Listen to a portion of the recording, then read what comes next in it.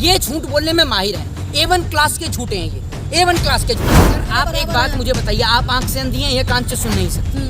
दोनों में से ऐसा कुछ नहीं है मेरे ख्याल से, या है तो आप मुझे बता दीजिए। आंख से देख सकती हैं कि ताजमहल एक दो लेबर ने बना दिया है, बहुत सारे मजदूर वहां पर काम करने के लिए लगे हुए थे। और जो ताजमहल की जो हिस्ट्री है वो ये बताती है कि ताजमहल राजा जयसिंह से लिया गया था। ताजमहल की जो ज़मीन है वो राजा जयसिंह से ली गई थी। तो ये भी हो सकता है कि ताजमहल की जो ज़मीन है वहाँ पर राजा जयसिंह जो एक हिंदू राजा थे, वहाँ पर जो है मूर्ति वगैरह हो, तो उन्होंने जो है वहाँ पे जो काम करने वाले हिंदू मजदूर हों, उन्होंने उठाकर एक रूम में कमरे में बंद कर दिया गया हूँ, जिसको ये लोग विवाद बना रहे हैं। दूसरी बात रही कुतुब मीनार की, तो मैं आपको एक बात बता दूँ कि कुतुब मीनार जैसा कि हम इतिहास में पढ़ते हैं, कुतुब मीनार का निर्माण कुतुबुद्दीन ऐबक और इल्तुतमिश ने किया है। ये बात पूरा देश जानता है। लेकिन जब भारतीय जनता पार्टी के पास कोई मुद्दे नहीं बचे हैं, ये मुद्दा विहीन भारतीय जनता पार्टी की सरकार आज देश में देश की जनता का जो ध्यान बटाने के लिए, उनको हिंदू और मुसलमान करने के लिए, आज देश की स्थिति इतनी खराब है कि प्रधानमंत्री नरेंद्र मोदी जी लाल बत्ती में और देश मोमबत्ती में, लेकिन प्रधानमंत्री मोदी जी को कोई फर्क नहीं पड़ रहा। पूरा का पूरा देश जो आज मोमबत्ती में है, प्रधानमंत्री जी लाल बत्ती में सायरन दे दे के पूरे देश में घूमे जा रहे हैं। देश की स्थिति इतनी खराब है कि देश अंधेरे से जूझ रहा है, देश के नौजवानों को रोजगार नहीं मिल रहा है। और देश की स्थिति का अनुमान आप इसी बात से लगा सकते हैं कि एक महिला अपने पति का इलाज कराने के लिए 5 रुपए की अस्पताल की पर्ची नहीं बना पाई। मैं आपको वो दिखा देता हूँ। ये देखिए, ये मध्य प्रदेश की घटना है। 5 रुपए की अस्पताल की पर्ची, आप भी देख लीजिएगा एक बार। 5 रुपए की अस्पताल की पर्ची नहीं बना पाई और 12 घंटे बाद उसके पति की मौत हो गई। देश के अंदर इस कदर माहौल खराब है, लेकिन शिक्षा के ऊपर, एजुकेशन के ऊपर, हेल्थ और डेवलपमेंट के ऊपर सरकार चर्चा करने को राजी ही नहीं। लेकिन कहते तो ये है कि हेल्थ सेक्टर में भारत अब कहीं ना कहीं अच्छा नजर आ रहा है, क्योंकि कोरोना काल में भी कहा गया था कि सेकेंड वेव में उन्होंने साफ कह दिया था कि ऑक्सीजन की कमी से किसी की मौत नहीं हुई। उसके बाद वैक्सीनेशन में भी भारत सबसे आगे नजर आया। इस बात की आपने देखा नहीं, इस रिपोर्ट की धज्जियां तो WHO ने उड़ा दी थी। आप एक बात मुझे बताइए, प्रधानमंत्री नरेंद्र मोदी जी की आप किसी भी बात पे अगर आप यकीन करती हैं तो आप सबसे बड़े बेवकूफ़ माने जाएंगे, क्योंकि सरकार का मैनिफेस्टो कभी भी लीगल नहीं होता है। ये झूठ बोलने में माहिर हैं। A1 क्लास के झूठे हैं ये, A1 क्लास के झूठे जिसे कहते हैं ना, इनसे ऊपर कोई झूठ बोलने में माहिर नहीं है। और झूठ भी फुल कॉन्फिडेंस के साथ, फुल आत्मविश्वास के साथ में, आत्मविश्वास से लबरेज होकर प्रधानमंत्री जी झूठ बोलते हैं। शिक्षा पे बात करने को तैयार नहीं है। और देश के अंदर पहली बार आज देश की स्थिति ये हुई है कि भारत देश का जो रुपया है वो सबसे ज़्यादा नीचे गिर गया है डॉलर के मुकाबले। और प्रधानमंत्री नरेंद्र मोदी जी का ऑफिशियली स्टेटमेंट है कि जिस देश का रुपया गिरता है उस देश के प्रधानमंत्री जी की इज्जत गिरती है। तो आज आपकी कथनी और करनी के अनुसार आपकी इज्जत गिर चुकी है। तो शायद उन्होंने तो अपने काफ़ी बयानों में बदलाव किया है। कोयले को लेकर भी वो पहले कह चुके हैं कि कोयले की कमी अब भारत में नज़र नहीं आती है, लेकिन जिस तरीके से देखा गया है कि कोयले की कमी नज़र आ रही है, बिजली से अब लोगों को जो है काफ़ी, मैं आपसे पहले कह रहा हूँ, मैं आपको पहले ही बता चुका हूँ ये बात कि ये झूठ बोलने में माहिर हैं।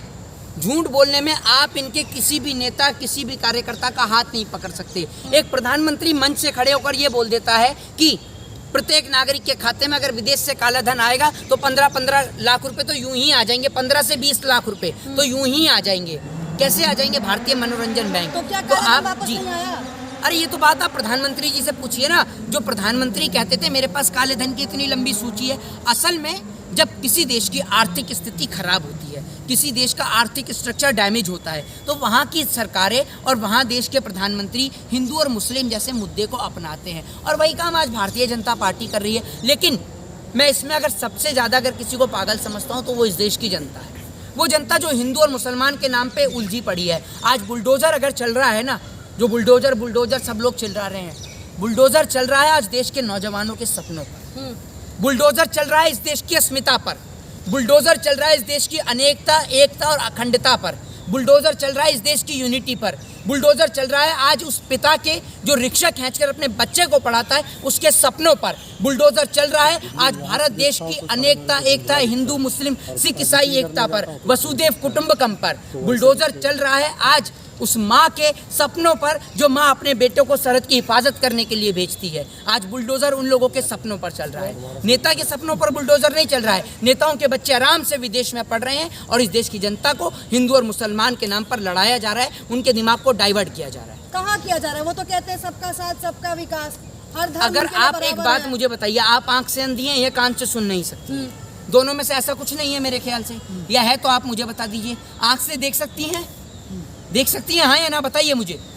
देख कान से सुन सकती हैं, सुन सकती हैं ना कान से जी। तो आप एक बात का मुझे जवाब दीजिए, जब आंख से आप देख सकती हैं और कान से आप सुन सकती हैं, तो आपको एक चीज समझ में नहीं आ रही है इस देश के अंदर कि ये जो ताजमहल और कुतुब मीनार का मुद्दा उठाया जा रहा है, ये किस लिए उठाया जा रहा है? ताजमहल और कुतुब मीनार की जगह कभी भाजपा के नेता ने बोला है कि भैया ये जो आप पीछे देख रहे हैं, तो ये जो इसमें बड़ा सा, भाजपा ने सुन लीजिए, official ये जो अभी पीछे official आप statement कहा सुन नहीं लीजिए, है कि हमारा हाथ है। मैं आपको एक बात बता रहा हूँ, ये जो नेता हैं जो बैठते हैं अपने आप को, कभी इन्होंने ये स्टेटमेंट दिया है कि ये जो 5 स्टार होटल है इसके नीचे कभी स्कूल हुआ करता था, तो 5 स्टार होटल की जगह पे उसको स्कूल में तब्दील कर दो?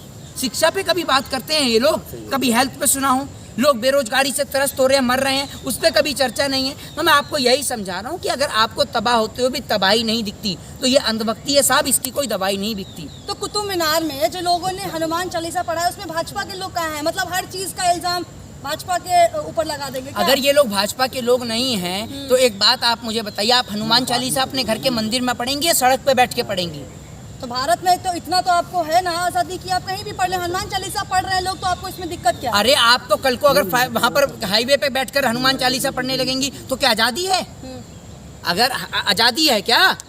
आप हाईवे पे बैठ के पढ़ेंगी हनुमान चालीसा तो आपको बताइए कि आप पढ़ सकती हैं क्या? तो हिंदुस्तान में नहीं पड़ेगा। बताइए आप मुझे। लेकिन हनुमान चालीसा से क्या है कि आप तो खुद हिंदू हैं, हनुमान अरे चालीसा अगर लोग पढ़ भी रहे हैं तो इसका आप इतना क्या विरोध साबित करना चाहते हैं? एक मिनट, क्या साबित करना चाहते हैं कि मोहित शर्मा को हनुमान चालीसा से तकलीफ है?